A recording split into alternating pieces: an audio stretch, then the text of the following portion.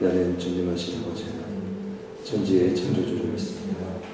나는 그의 위하신 하나님, 우리 주 예수 그리스도를 믿습니다.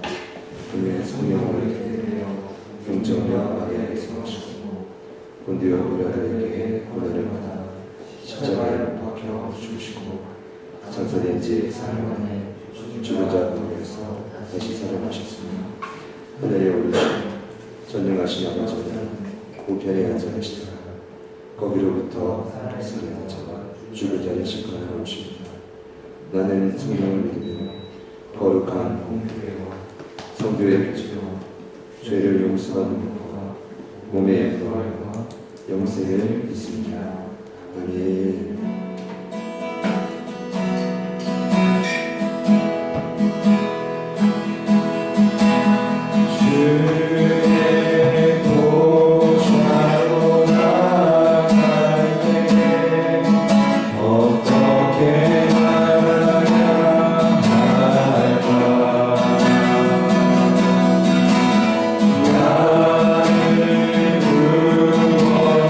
주의 십자가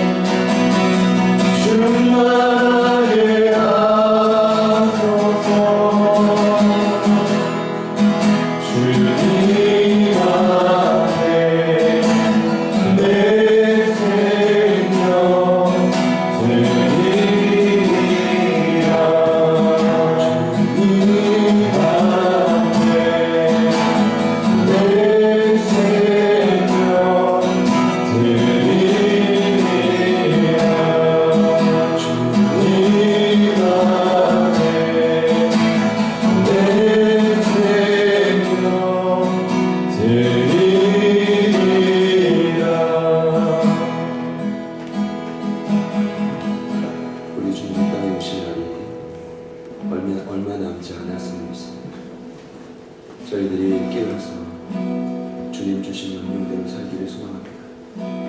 이 시간 주의 보혈로 한 주간 지었던 저희들의 모든 죄를 씻으시고 거룩하신 하나님의 은혜로 저희들의 심령과 이 장소를 가득히 덮어 주시옵소서. 그래서 주님 사명대로 이 좁은 길을 우직히 걸어가는 저희 모두가 되게 하여 주십시오. 우리 마음을 모아서 간절히 한번 기도합니다. 주여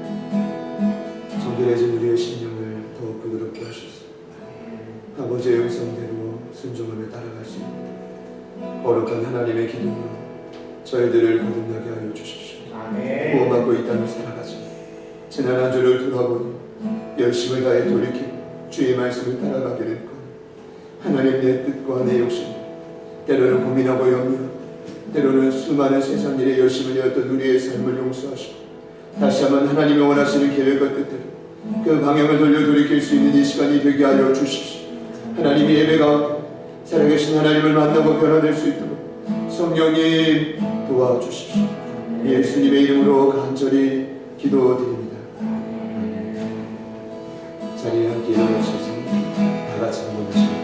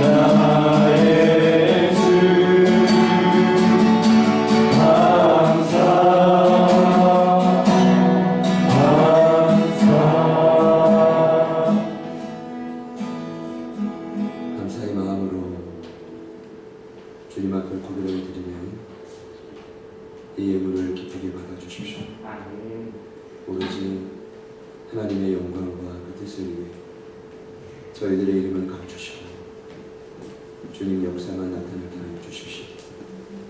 복된 교회를 운영할 뿐 아니라 하나님의 사람들을 훈련하고 세워갈 뿐 아니라 주님 복음을 전하고 더 나아가 지금도 열방에서 이미 자신의 생명을 드린 그 자리에서 열심을 다해 목숨을 바쳐 복음을 전하시는 선교사님들과 함께 협력할 수 있는 이 귀한 밑거름이 되는 예물 되게 하여 주십시오. 아멘. 주님 말씀을 믿기 때문에 이 시간 주님께 올려드리는 온전한 심일조와 감사와 주일의 예물, 또 선교와 건축의 여러 가지 모양의 예물을 기쁘게 받아주셔서 이 모든 것이 우리의 뜻과 계획이 아니라 하나님 그 약속의 말씀을 믿고 드리는 것이오 주님 기쁘게 받으시고 저희들의 믿음은 더 나아가 한 걸음 더 나아가 이미 세상의 주인이 된 만물의 노예가 되지 않게 하여 주시고 부디 예수의 이름의 능력으로 그 모든 것들을 다스리고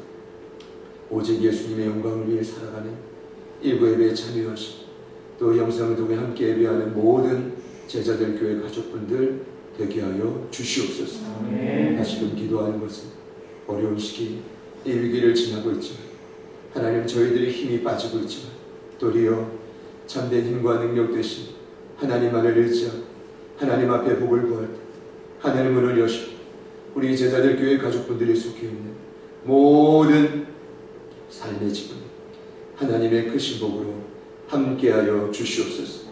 그리하여 하나님께서 이 광야 가운데 내 의복을 헤어지지 않게 하고 내 발을 부르트지 않게 하며 날마다 신선한 만나를 주신 그 놀라운 은혜가 이 한 주도 삶의 자리에서 구체적으로 경험될 수 있도록 역사하여 주시옵소서. 아멘. 주님 앞에 이 귀한 예물을 다시금 올려드리며 살아계신 예수님의 이름으로 간절히 축복하며 기도드립니다. 아멘.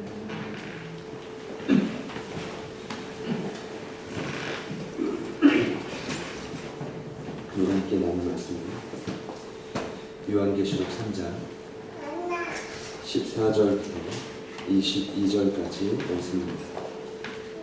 저와 여러분이 한 절씩 교독하시겠습니다. 라오디게아 교회 사자에게 편지하라. 아멘이시오 충성되고 참된 증인이시오 하나님의 창조의 근본이시니가 이르시되 내가 내 생명하노니 내가 찾지도 아니하고 기도하지도 아니하노라. 내가 찾는지 내 것든지 하기를 원하노라. 내가 이같이 미지근하여 뜨겁지도 아니하고 차지도 아니하니 내 입에서 너를 토하여 버리리라. 내가 말하기를 나는 부자라 부요하여 부족한 것이 없다하나 내 견고한 것과 가련한 것과 가난한 것과 눈먼 것과 너도 써준 것을 알지 못하는도다. 내가 너를 권하노니 내게서 불로 연단한 금을 사서 부요하게 하고 흰 옷을 사서 입어 벌거벗은 수치를 보이지 않게 하고 안약을 사서 눈에 발라보게 하라.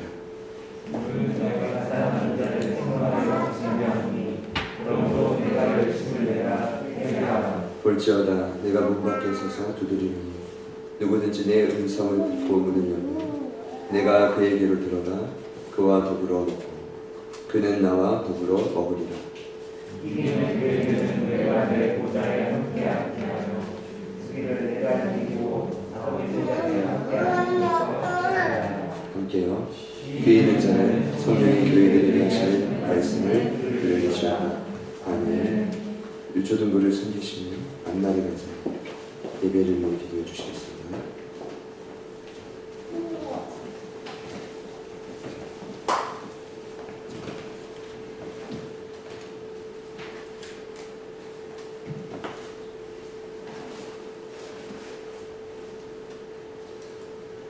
사랑이 많으신 주님, 한 주도 주님의 은혜 없이는 살아갈 수 없는 저희들을 긍휼히 여겨주시고 돌보아 주심에 감사드립니다.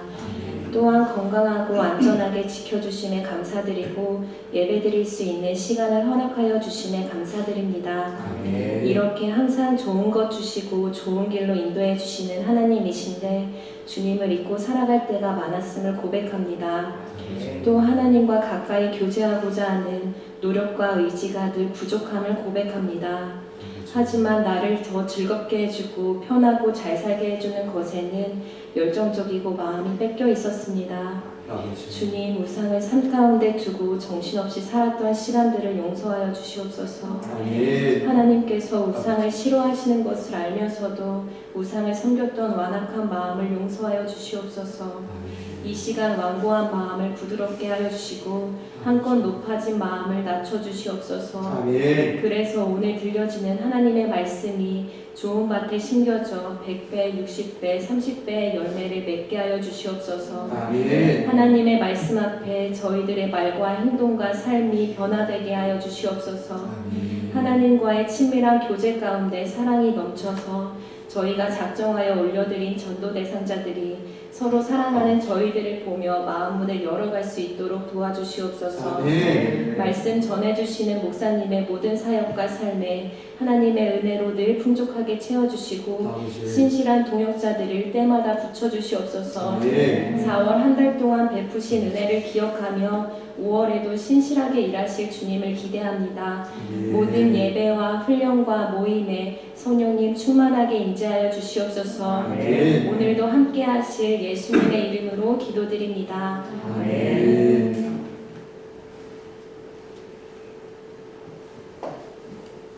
교재를 먼저 보시겠습니다.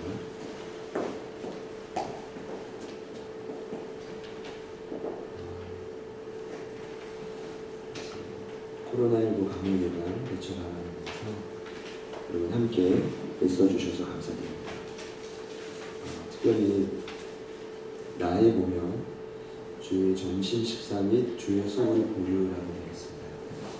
좀 변경이 되었는데요. 그 이유는 저희가 현재 계획으로는 5월 1일 이후부터 금요 성령 집회와 함께 주중 모임과 훈련을 조심스럽게 재개하려고 합니다. 기억해 주시고 기도해 주시면 감사하겠습니다. 두 번째 행복축제가 진행되고 있습니다. 미리 말씀드리면 우리 베스트를 위해서 다음 5월 첫 주 이후부터 약 3주간 그 제10차 전교인 릴레이 금식 기도의 시간을 가지고만 기도하지 않으면 사실 저희들의 마음이 부드러워지지도 않고 열려지지도 않고 성령님이 역사하실 수도 없습니다. 그래서 금식하며 기도할 계획이고요. 혹여나 아직 베스트를 정하지 못하신 분들은 오늘이라도 또 저에게 이렇게 말씀하시고 작전서를 제출해 주시면 감사하겠습니다. 말씀드린 대로 일단 돌아오는 금요일, 5월 1일 금요일에 저희가 금요 성령 집회를 시작하고자 기도로 준비하고 있습니다. 여러분 함께 기도해 주시고요. 유아 세례 예시 방법인데요. 일부 예배에 지금 오신 성수 집사님, 세련 집사님 가정에 우리 현이가 원래 이제 3월 초에 이제 저희가 유아 세례 예식을 준비했었는데 코로나로 인해서 좀 연기가 되어 있습니다. 그래서 5월 셋째 주일에 진행될 예정입니다. 함께 우리 현이를 위해서 믿음의 가정인 우리 성수 집사님, 또 세련 집사님 가정을 위해서 기도해 주십시오. 엘리베이터 옆에 기사글이 코팅되어서 붙어 있습니다. 목회와 신학, 오늘이 교회에서 발행하는 두라노 목회와 신학 5호로에 잃어버린 3040 세대를 찾아서라는 코너가 있습니다. 그 글에 3040 세대는 교회다움을 원합니다 라는 제목으로 저희 교회가 이제 기사 글이 올라왔습니다. 그럼 이제 오며 가며 시간이 될 때 한 번씩 보시고 또 이제 부족하지만 또 자부심을 갖고 또 자긍심을 갖고 저희가 또 젊은 교회로 주님 원하시는 부흥하는 교회로 더 힘있게 성장했으면 좋겠습니다. 이번 주 기도는 1부에 나래 간사님, 2부에는 김혜진 집사님, 4월 한 달 보건위원으로 태곤 집사님 섬겨 주셨고요. 5월 달은 주보에 나와 있지만 우리 김윤종 안수 집사님께서 보건위원으로 섬겨 주시겠습니다. 금주 사랑 나눔도 안정화 안수 집사님 가정에서 계란을, 또 김혜진 집사님 가정에서도 계란을 함께 준비해 주셨습니다. 이게 여러분께 직접 인터넷에서 구입하는 계란이 아니라 직접 다 가정에서 기도하시면서 구워 오시는 계란이기 때문에 시간이 굉장히 오래 걸리신다고 합니다. 여러분 드실 때마다 감사한 마음 기도해 주시면 감사하겠습니다. 돌아오는 화요일에요. 주중 새벽에, 주일은 이제 참수하지 못하시지만 주중 새벽과 또 금요일마다 무신양면으로 저희 교회를 이제 중보하시는 최영만 전도사님이 있습니다. 전직 개그맨이셨지만 회신 이후에 지금 일산의 거룩한 빛 광성교회 사역 중이신데 우리 김혜진 집사님의 남편 되시죠.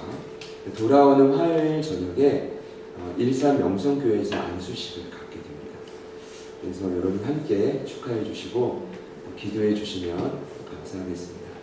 앞으로 우리 전사님, 이제 목사님 되시는데 우리 목사님과 또 김혜진 사모님이시죠. 이삭이 귀한 가정과 또 저희 교회가 잘 협력하게 될 것입니다. 이번 주 사랑 인사는 예수님께 문을 엽시다인데요. 우리 앞뒤 옆에 있는 분들을 보시면서 같이 한번 하겠습니다. 예수님께 문을 엽시다. 지난주 인사는 한번 같이 해볼까요? 당신이 기둥입니다. 준비한 영상을 먼저 보시겠습니다.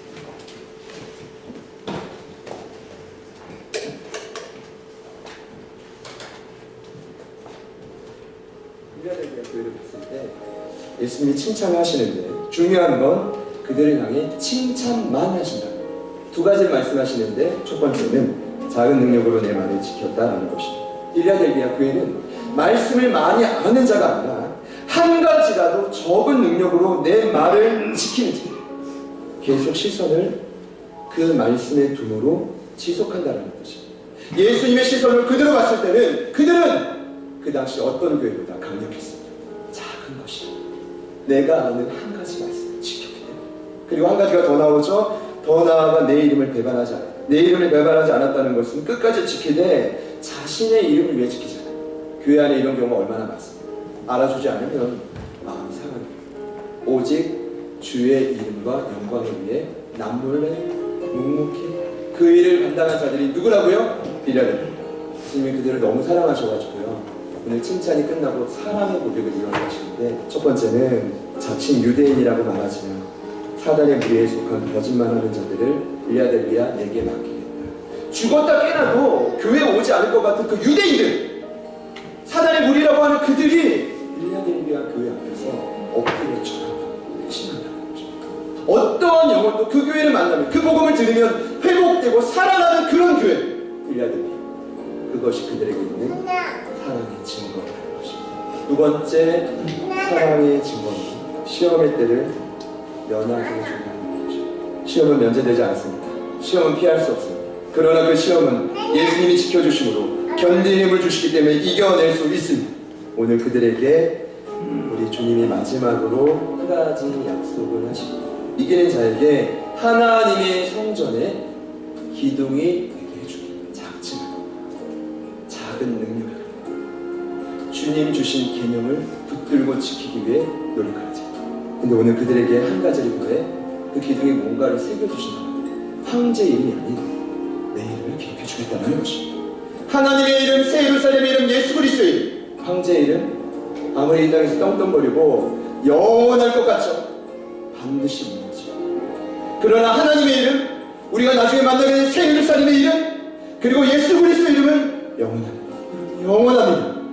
그 영원한 마음을 가지고 나그네처럼 살아가는 것이 이 땅을 살아가는 참된 그리스도의 삶이에요. 빌라델비아 교회의 삶이요, 우리가 따라가는 그들의 삶인 것입니다. 여러분 생각해 보십시오. 기둥은 굉장히 무거운 이 무게를 버텨요. 근데 여러분 아세요? 그 무게를 버티기 때문에 그 자리에 있는 것입니다. 그 사명이 있기 때문에 그 자리를 지키는 것입니다. 그 사명 없죠? 다 팔아 넘기면 다 떠납니다. 기둥이 돼야 그 자리를 지키지 못하는 것입니다. 사랑하는 여러분, 우리 모두 그런 기둥이 되기를 소망합니다. 주님이 누굴 주목하십니까? 기둥. 뿌리 깊은 나무처럼 말씀 안에 깊이 뿌리를 우직하게 저와 여러분 세워지면 때가 되면 하나님의 열매를 맺으실 것입니다. 때가 되면 가정도 회복시키실 것입니다. 때가 되면 이 세대의 자녀들도 회복시킬 것입니다. 때가 되면 막힌 모든 문을 활짝 열어가실 것입니다. 여러분, 하나님의 기둥 거듭나시길 소망합니다.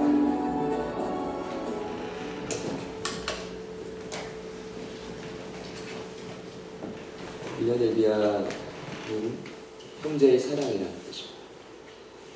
성경에서 형제 사랑은 하나님 사랑의 최종 증거인데 이름처럼 그들의 신앙이 참 온전했습니다. 예수님도 그들을 너무 사랑하셨습니다.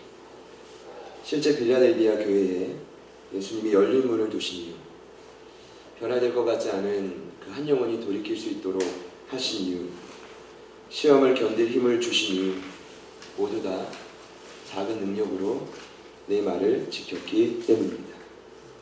끝까지 주의 이름을 배반하지 않았기 때문입니다. 야고보 사도는 행함이 없는 믿음은 죽었다. 그래서 빌라델비아는 산 믿음입니다. 이번 한 주도 많은 분들이 고민했을 것입니다. 어떻게 하면 작지만 주님의 작은 음성이라도 제대로 따라갈 수 있을까? 저에게 주신 마음은 그들이 빌라델비아가 겸손으로 훈련된 분이다라는 것입니다. 겸손이란 나보다 남을 낮게 여기는 마음입니다. 사도 바울이 빌립보서 2장을 보면 그 교회를 향해 복음에 합당한 생활을 하기 위해 예수님의 성품인 겸손으로 무장되어야 된다고 말합니다. 사실은 겸손한 분들을 만나면 참 편합니다. 부담이 없죠. 그래서 언제나 가까이 하고 싶습니다. 근데 여러분, 그런 태도가 누구에게까지 가냐 하면 영적으로 보자면 하나님께까지 흘러가는 것입니다. 그러니 내 마음과 뜻을 꺾고 나보다 나은, 아니 나보다 비교되지 않은 완전하신 하나님의 마음과 뜻을 따라갈 수가 있는 것입니다. 그러할 때 서서히 하나님의 기둥이 세워지기 시작하는 것입니다. 우리 함께 암송하시겠습니다. 자, 이런 마음으로 자리를 지키겠다, 기둥이 되겠다라는 마음으로 3장 12절입니다. 이기는 자는, 시작, 이기는 자는 내 하나님 성전의 기둥이 되게 하리니 그가 결코 다시 나가지 아니하리라. 아멘. 함께 할게요. 아멘. 한 번 더 인사합시다. 함께 기둥이 됩시다. 함께 기둥이 됩시다. 감사합니다. 오늘 대망의 7번째 교회 라오디게아 교회를 향한 말씀입니다. 제가 말씀을 묵상하면서 준비하면서 한 가지 확신하는 것이 있습니다. 7교회 모두 살펴본 바로는 예수님은 어떤 상황, 어떤 위기에 처한 교회라 할지라도 포기치 않는다. 그리고 저마다 맞는 진단과 처방전을 갖고 있다. 이 말은 무엇입니까? 오늘 이곳에 있는 저희들이 참 여러분이신데 우리 각자에게 맞는 처방과 진단은 우리 예수님이 이미 알고 계시다라는 것입니다. 오늘 마지막 교회인 라오디게아 교회도 마찬가지입니다. 우선 그들은 실제 7교회 중에 가장 부유한 교회입니다. 그 증거가 뭐냐면 AD 60년에 굉장히 큰 지진이 있었습니다. 라오디게아 도시도 피할 수 없었는데 그때 로마가 도움의 손길을 뻗칩니다. 도와줄게. 놀라운 건 라오디게아만 그 로마의 지원을 거부합니다. 필요 없다. 왜 거부했을까요?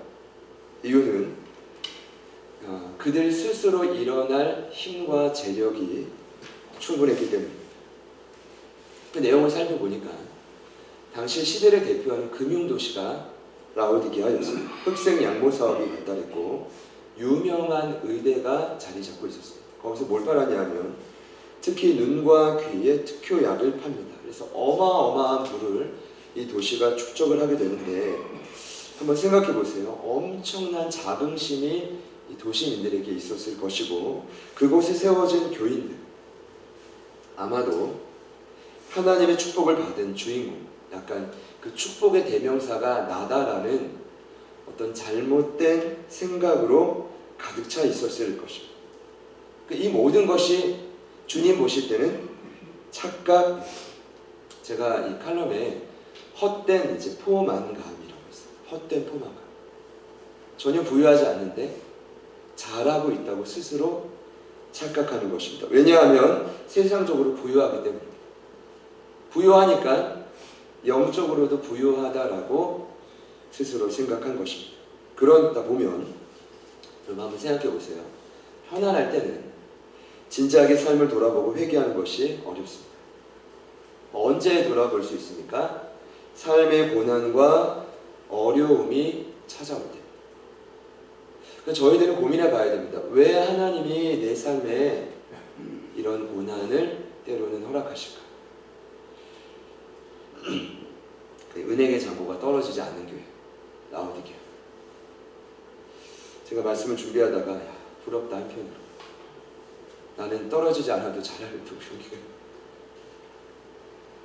교회. 모두 다 풍요롭진 않지만 들어보세요. 모두 다 살만한 도시, 모두 다 살만한 성도, 살만한 교회가 어디라고요? 라오디게아. 심지어 도덕적 윤리적으로 아무리 찾아도 환경적으로 그들에게는 흠을 찾을 수가 없습니다. 좀 공고하고 좀 가난해야 그것을 삶에 마주해야 돌이킬 수 있는데 늘 그들은 말합니다. 괜찮다. 참 살만하다. 이 정도면 나 같은 사람은 참 괜찮다. 그러니 여러분 회개할 생각을 갖지 못하는 것입니다. 제가 볼 때는 이런 경우 지난번에 사대교회도 마찬가지지만 진리의 말씀이 그 영혼의 폐부를 쪼개기가 참으로 어렵습니다. 그 말씀을 듣긴 들을 거예요. 어느 정도 지적으로 동의를 할 겁니다. 어느 정도 감정적으로 은혜는 받을 겁니다. 근데 오늘 말씀에도 나오지만 온전한 회개는 할 수 없습니다. 너무 괜찮아서.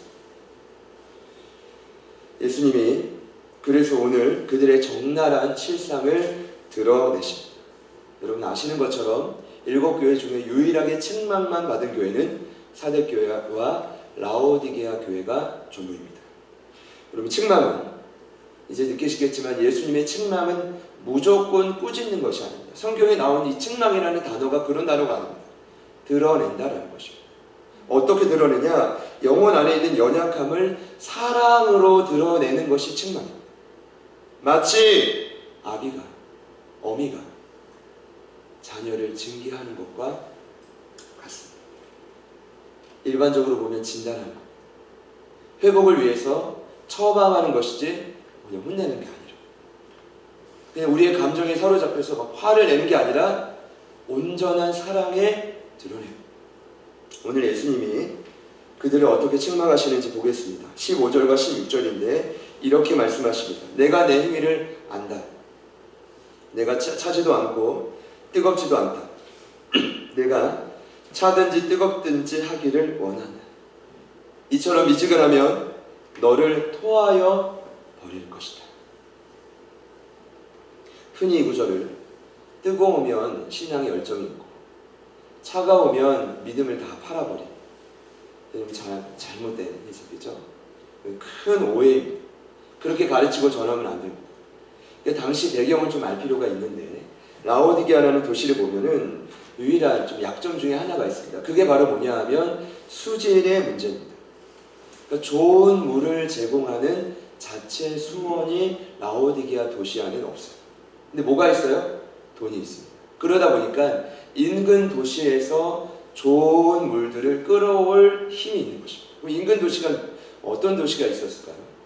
이 골로새서 4장 13절을 보면 바울 사도가 골로새 교회를 향해 쓰는 편지를 골로새 교회만 보지 말고 두 교회를 같이 보라고 하죠. 어디 교회입니까? 라오디게아와 히에라볼입니다.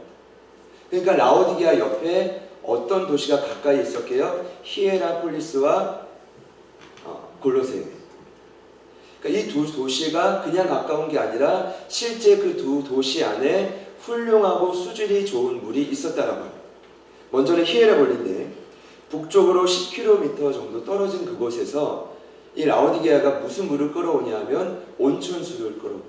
저희가 이제 황제실록이나 이런 글을 보면은 세종대왕도 이 온천물을 되게 좋아했다고 합니다. 그래서 온천물을 막 찾아가고 뜨거운 물에 막 몸을 지지고 그 이유가 있는 거예요. 그러니까 라오디게아도 부유하죠? 여유가 있죠? 그 온천물을 너무 좋아했습니다. 그러니까 가까운 그곳에서 뜨거운 물을 끌어당기기 시작합니다.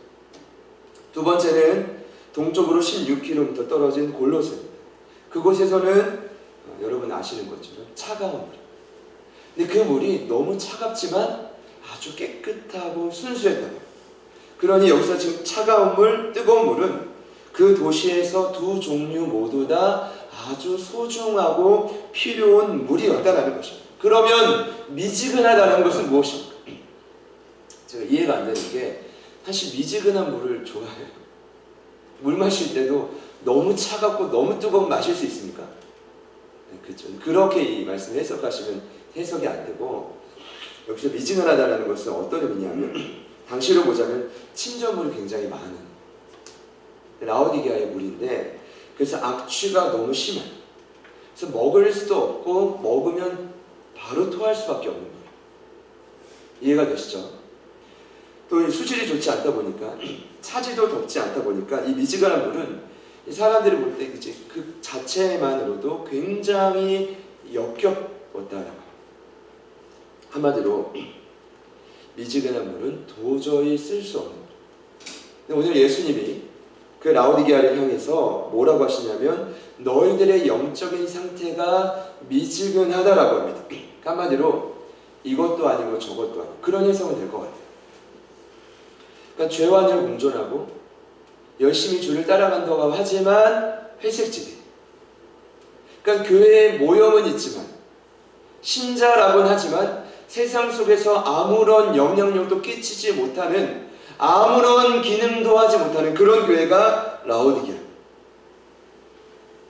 중요한 건 예수님이 그렇다 할지라도 그들을 그냥 외면하지 않고 내버려 두지 않고 어떻게든 살리신다는 것입니다. 그래서 예수님이 그들을 향해 책망하시는 것입니다. 그러니까 제가 말씀을 묵상하다가 이들이 왜 이렇게 됐는가? 왜 미지근하게 됐는가가 중요하죠. 그 이유가 17절에 나와 있습니다. 이렇게 말씀하시죠. 내가 말하기를 나는 부자라 부요하여 부족한 것이 없다 하지만 내가 곤고한 것, 가련한 것, 가난한 것, 눈먼 것, 벌거벗은 것을 알지 못한다. 그러니까 왜 그들이 미지근해졌냐 하면 스스로 부요하다고 착각했기 때문입니다. 자, 잘 보세요.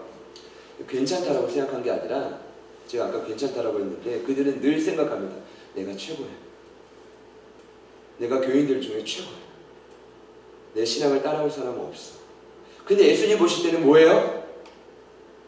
부족한 정도가 아니라 최악이에요. 극과 극인 거예요. 만약 오늘의 말씀을 저희가 들을 때, 함께 묵상할 때, 저는 이 말씀을 강의 중간에 저희가 듣게 하셨다면 저희들 안에 충분히 이와 같은 모습이 있을 수 있다고 생각합니다.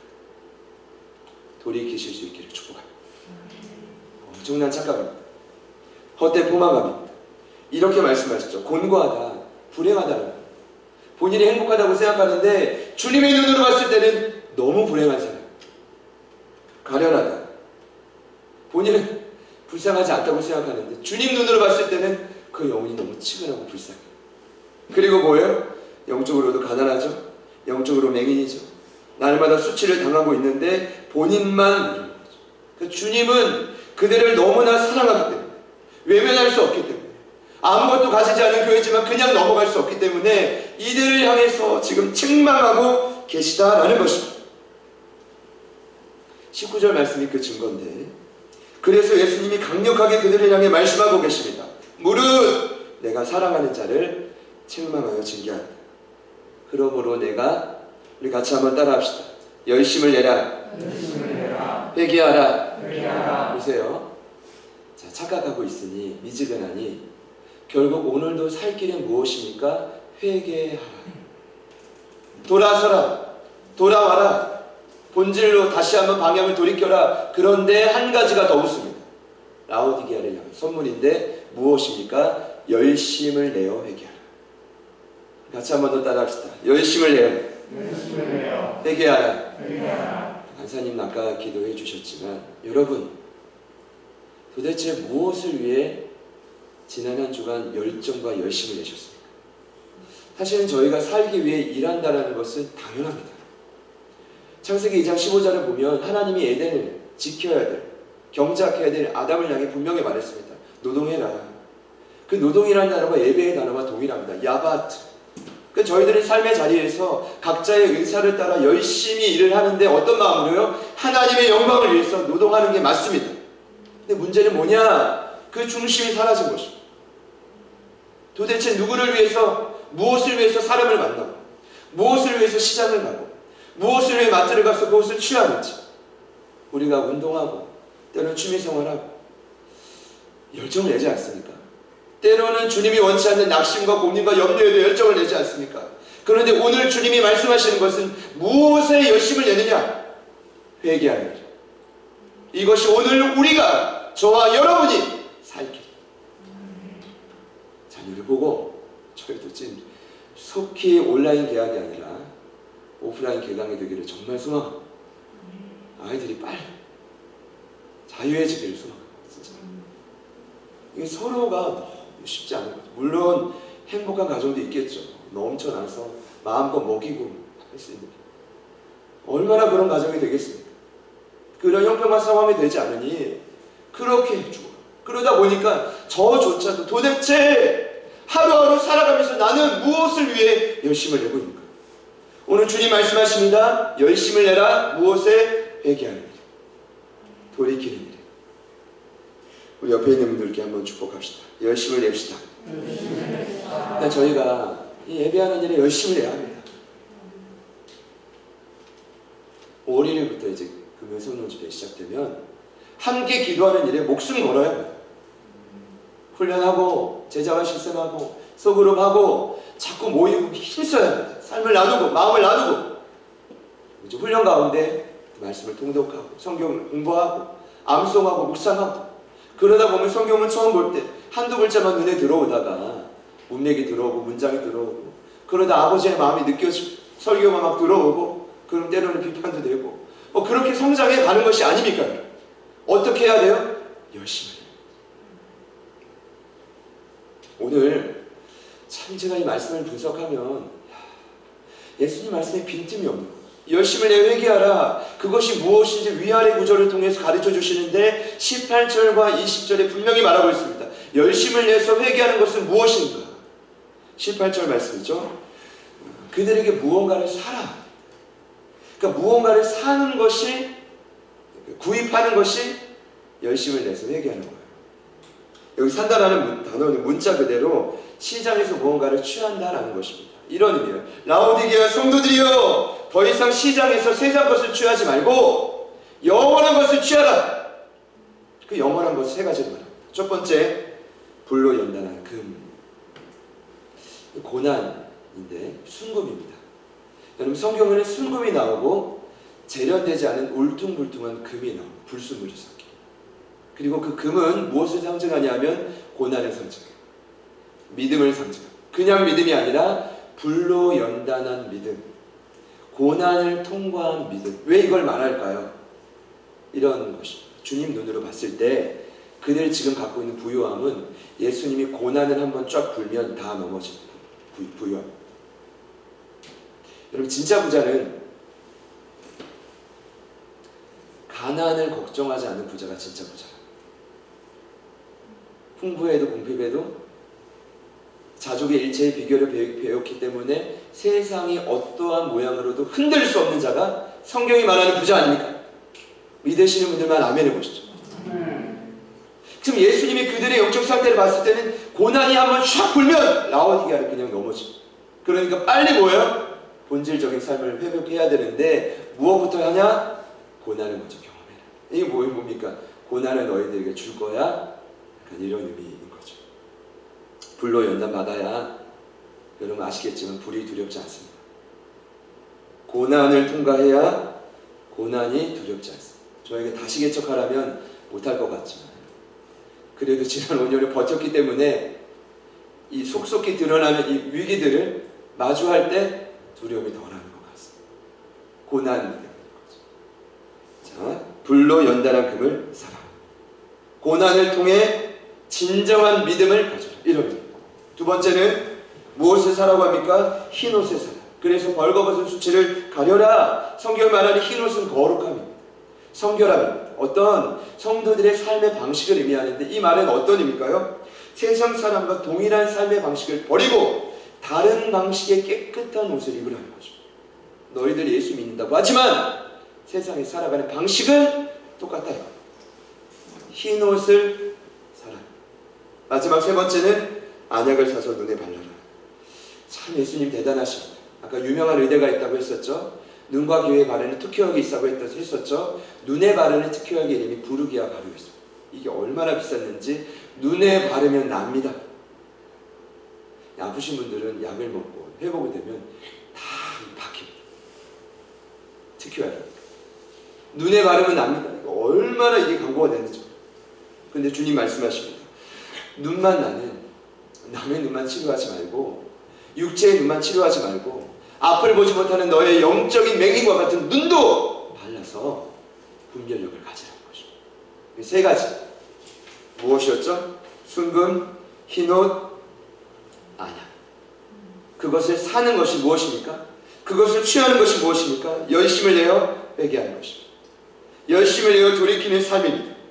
여기서 끝나지 않습니다. 궁극적으로 해야 될 일은 18절에 이 세 가지를 사서 궁극적으로 이루어야 될 회개의 참된 목적은, 돌이켜야 될 참된 목적은 한 가지입니다. 더 이상 예수님을 내 삶의 문 밖에 두지 않는 것입니다.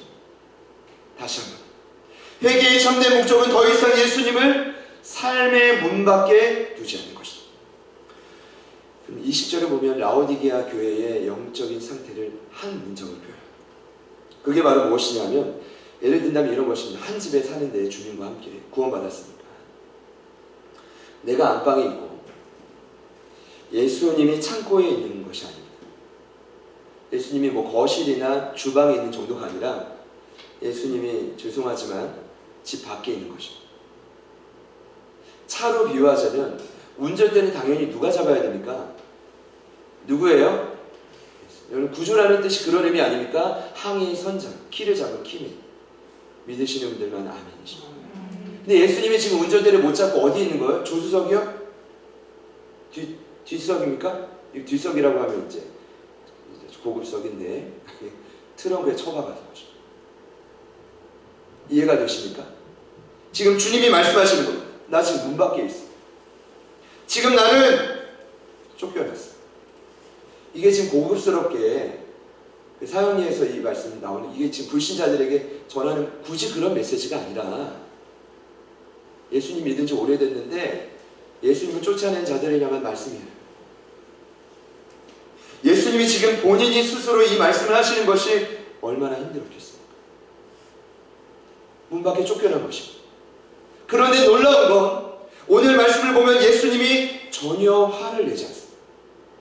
그저 인내하십니다. 저 같으면 문 뜯어버립니다.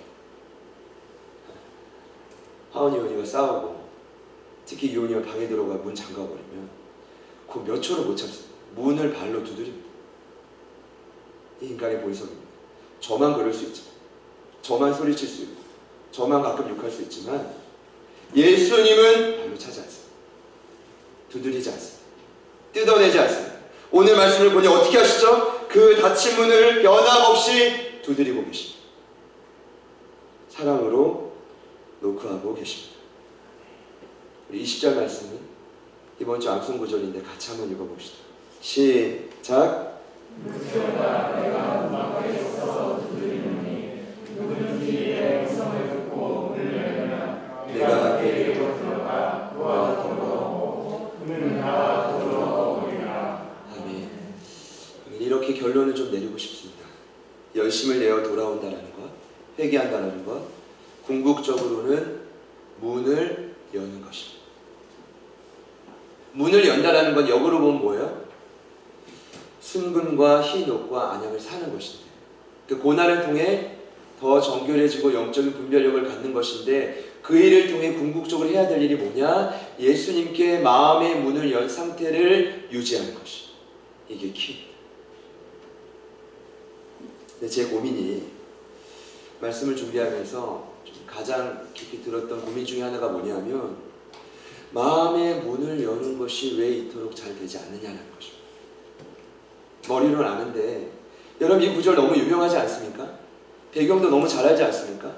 오래 신앙생활 하신 분들은 수십 번 듣지 않았습니까? 그런데 문제는 뭐냐? 왜 마음의 문을 그분께 열지 못하느냐? 이게 진짜 문제 아닙니까? 제 결론은 그렇습니다. 감사하게도 지난주 큐티 본문에 신명기 8장 9장을 보니까 그 답을 찾았습니다. 이스라엘 백성들이 왜 하나님의 규례와 법도를 지키지 않는가? 알면서도 지키지 않는가? 왜 출애굽 이후에 40년 동안 그 많은 은혜를 경험하면서도, 발이 부르트지 않으면서도, 의복에 채워지지 않으면서도 언제나 왜 여호와를 경노케 하고 여호와의 음성을 거역하는가? 여러분 이유가 무엇입니까? 주님은 모세를 통해 분명히 가르쳐 주십니다. 그들이 목이 곧은 백성이기 때문입니다. 신명기 9장 6절입니다. 그러므로 내가 알 것은 내 하나님 여호와께서 내게 이 아름다운 땅을 기업으로 주신 것이 내 공의로 말미암음이 아니니라. 너는 목이 곧은 백성이니라. 9장 13절 여호와께서 또 내게 말씀하여 이르시되 내가 이 백성을 보았다. 보라, 이는 목이 곧은 백성이다. 주님이 명확히 말씀하십니다. 지금 내가 보고 있어. 그들의 중심을 알고 있어. 뭐라고 하시죠? 그들은 죽었다 깨나도 목이 곧은 백성이다. 곧다라는 히브리어로 카시언입니다. 이 단어가 딱딱하다는 의미지만 어떤 단어를 표현할 때 성경에 쓰였냐면 마음의 상태를 표현합니다. 여기 곧았다라는 건 뭐예요? 진짜 목이 기울스한 겁니까? 이런 거예요? 제가 날마다 이렇게 숙이고 다니면 겸손한 겁니까? 마음이 딱딱하다는 거예요. 마음이 뻔뻔하다는 거예요. 이 마음이 완고하다는 거죠. 히브리 강의를 할 때 그 완고하다는 단어가 계속 나오죠. 완악하고 고루하다. 고루하다는 건 뭐예요? 변화를 싫어한다는 것입니다. 왜요? 목이 고다 있기 때문에. 여러분 그래서 하나님이 40년 동안 그들을 광야에서 그들을 낮추시고 시험한 것입니다. 신명기 8장 2절입니다. 내 하나님 여호와께서 이 40년 동안에 내게 광야길을 걷게 하신 것을 기억하라. 이는 너를 낮추시며 너를 시험하사 내 마음이 어떠한지 그 명령을 지키는지 지키지 않는지 알려 하십니다. 거기 나오죠? 낮추신다. 무슨 뜻입니까? 누르다라는 뜻입니다. 훈련한다라는 뜻입니다. 근데 그 단어에 아나라는 단어의 원뜻은 힘을 빼다라는 뜻입니다. 왜 하나님이 이스라엘 백성들을 40년 동안 광야에서 힘을 빼셨는가? 그 힘을 빼는 목적은, 낮추시는 목적은, 훈련하는 목적은 마음의 문을, 꼿꼿한 마음의 문을 열어 제치기 위해 그 상태를 유지시켜 주기 위해. 그러니까 제가 볼 때 하나님의 사람이 되려면 반드시 과정을 거쳐. 야곱이 생각났습니다. 여러 인물들이 있겠지만 야곱을 보면은 간발의 차이로 동생이 되고 그래서 이제 태어났죠. 발목을 잡고 너무 억울합니다. 인생 자체를 공정하지 않다고 생각합니다. 그러다 보니까 무언가 자기 힘으로 계속 되찾으려고 싸우며 살아갑니다. 물론 실제로 얻은 것도 많지만 그의 인생이 너무나 피곤합니다.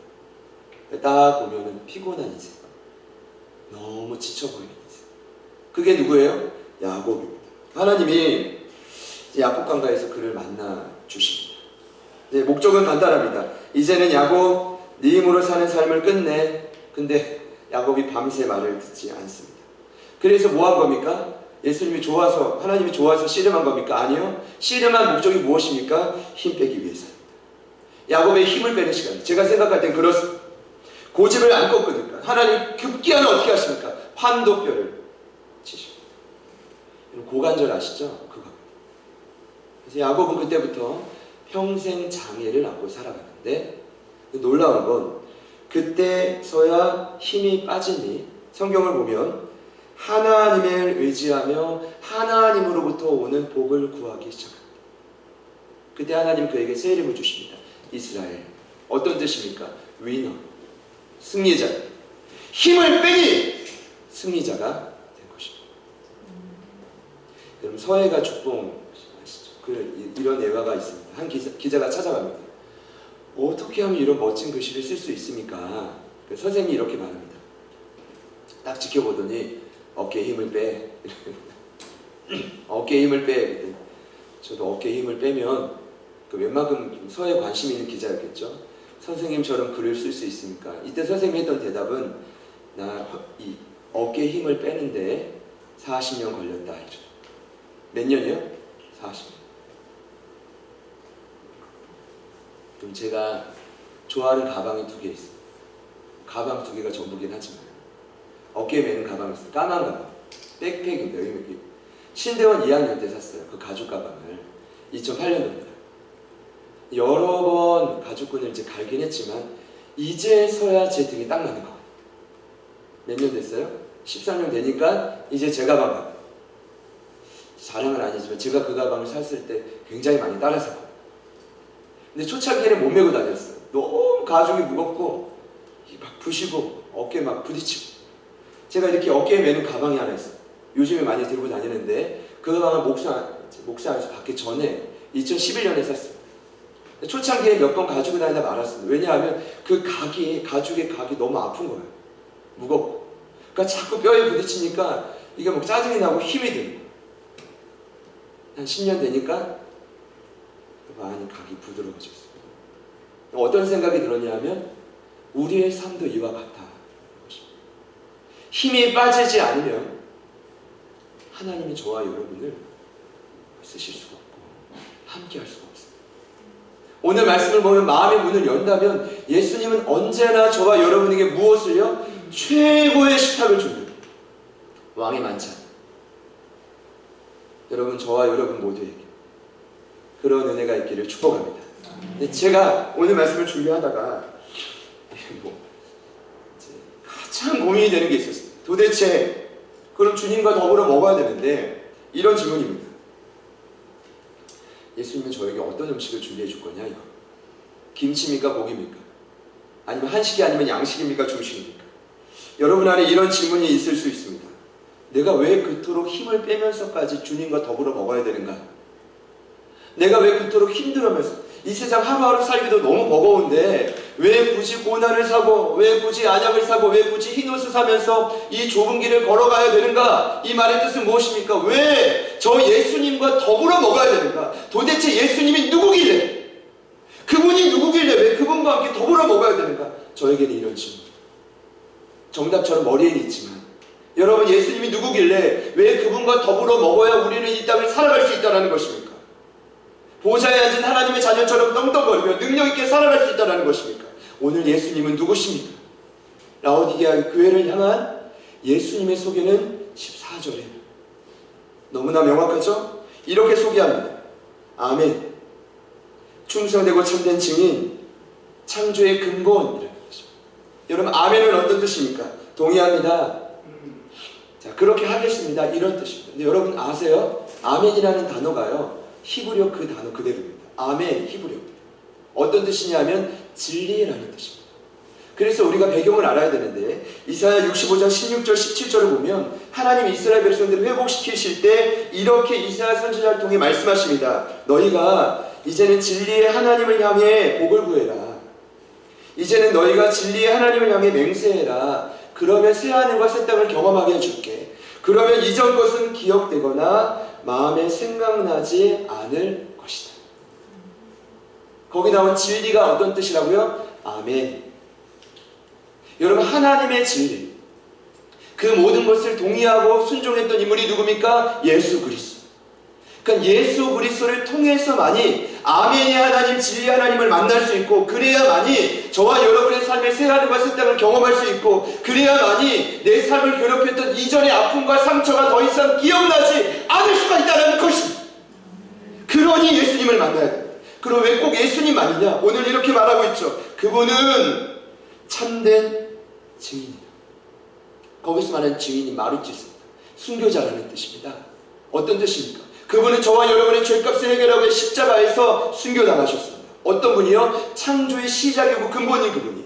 역으로 보자면 이렇게 예수님을 소개하는 것입니다. 태초부터 계셨던 그분이, 만물의 창조자이신 그분이 죄인인 너희들을 위해 십자가에 순교를 당하셨다. 왜?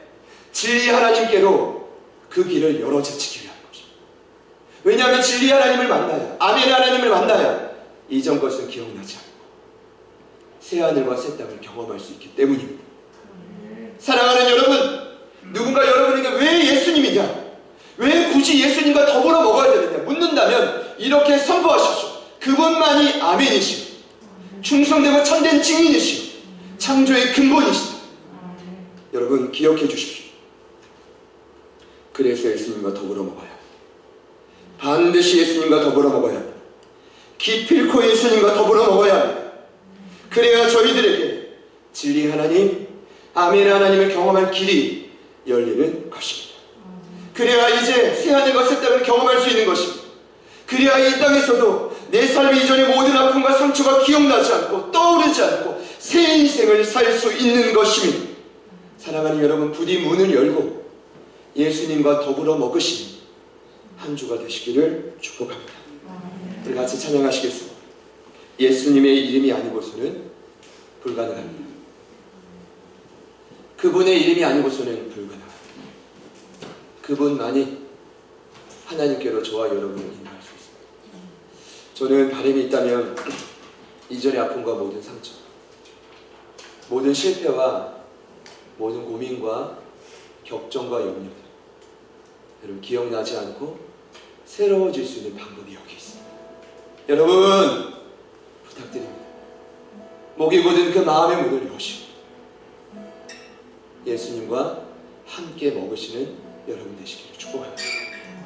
예수님이 여러분을 살리실 것입니다. 우리 같이 한번 찬양하시고 기도하겠습니다.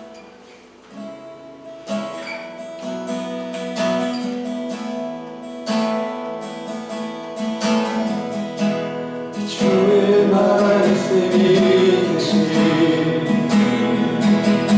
지극히 높으신 주, 무대한 주의 주여 예수 나타내셨네. 그의 아름답도다, 그의 아름답도다. 나의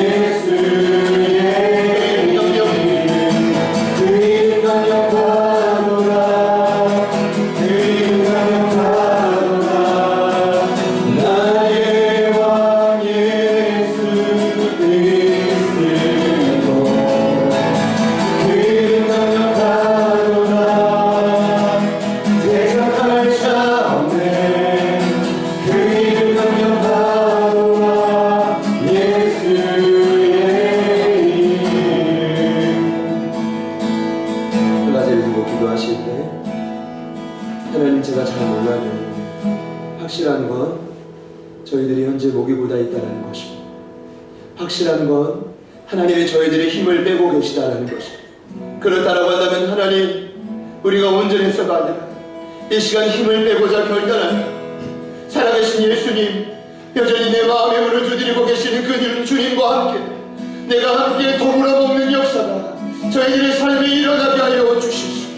진리의 하나님, 그 안에 하나님, 새하늘과 새 땅을 창조하시고 이전 것은 기억나거나 생각지 않게 하실 그 하나님과 더불어 사는 우리의 삶이 되도록 인도하여 주십시오. 우리 그 일을 결단하는 마음으로 우리 다같이 주님 이름 부르시고 간절히 한번 기도합니다.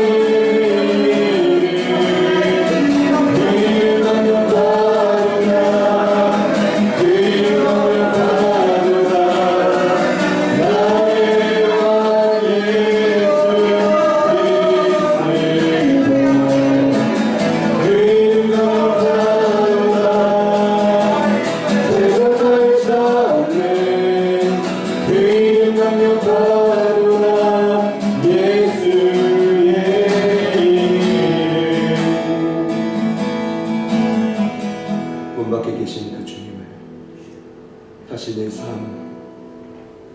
주님 원하시는 그 중심으로 모시고 옵니다. 다시금 주님과 더불어 먹을 수만 있다면 거기에 우리가 살 길이 있음을 믿습니다. 라오디게아도 살렸다니 오늘 이곳에 있는 저희들에게도 새 역사, 새 인생을 약속하실 줄 믿습니다. 이전 것은 기억나거나 생각하지 않고 창조의 근본이신 주님, 이 땅에서 충성된 참된 증인이신 주님, 그래서 아멘의 하나님께로 새 일을 여신 그 주님만을 의지하며 하나님의 한 주간을 살아가는 우리 모두가 되게 하여 주시옵소서. 마음의 문을 엽니다. 힘을 빼고 마음의 문을 엽니다. 성령님 도와주십시오. 예수님 일하여 주십시오. 이제는 우리 구주 예수 그리스도의 은혜, 하나님 아버지의 변함없는 신실하신 사랑하심, 성령님의 내주 충만교통 위로하심의 역사가 특별히 모든 힘을 빼고 그 마음의 문을 열고 예수님과 더불어 먹기를 결단하며 나아가는, 그래서 그의 새 역사를 기대하며 나아가는 일부에 참여하신 함께 예배하는 모든 분들, 그 삶의 지경 위에 특별히 대중에 있는 모여니와 이제부터 태어나 열심히 자라나고 있는 우리 하늘이, 우리 하나님과 회원님, 그 모든 어린 세대, 그리고 그 모든 다음 세대, 그리고 귀한 자녀들, 그리고 베스트 모든 저간 영혼들 삶의 지경 위에 지금부터 영원토록 함께 하시기를 간절히 축원하옵나이다.